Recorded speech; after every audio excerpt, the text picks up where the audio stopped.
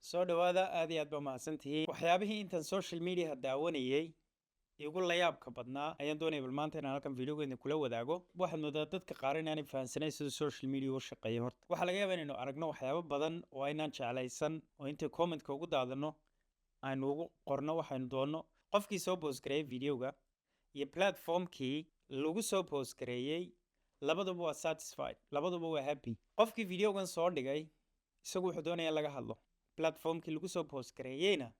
satisfied buu noqonaya wuxuu satisfied ku noqonaya videogani waa video fiican dadkii oo dhan baa ka hadlaya wax kasta la isugu sheegayaa waan gudbinayaa oo dad badan baa sii gaadhsiinayaa intan kasii tara badan waana sababaha ama waa waxyaabaha ugu waaweyn ee ay dadkeenu ugu dhaqaaqaan waxyaabaha aadka u foosha xun leh waayo qofku wuxuu og yahay qofkii waa la caayaya waa la canaananaya wax kasta lagu samaynaya hoostaa loogu qoraya wax badan taasina waxaa keenaysaa inuu videogaasi noqdo video ay dad badani daawadaan iminka dadka cad ama dadka kale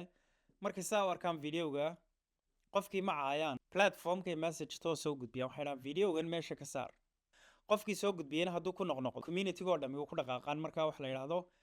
cancel baa lagu sameeya qofkii markaa halkaas lagaga saara khadka waxyaabihii igu la yaabka badnaa markaa haddaan guda galo videogan baa ka mid ah bal meeshan le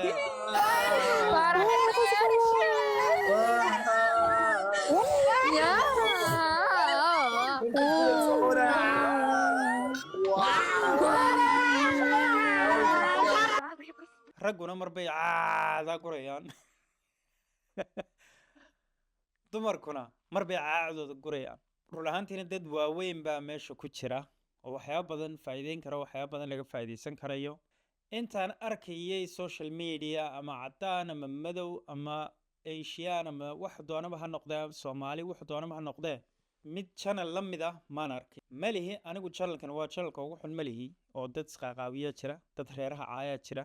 dad diinta ilaahay ka soo horjeeda baa jiro fara badan ma sameynayaan iyagu taa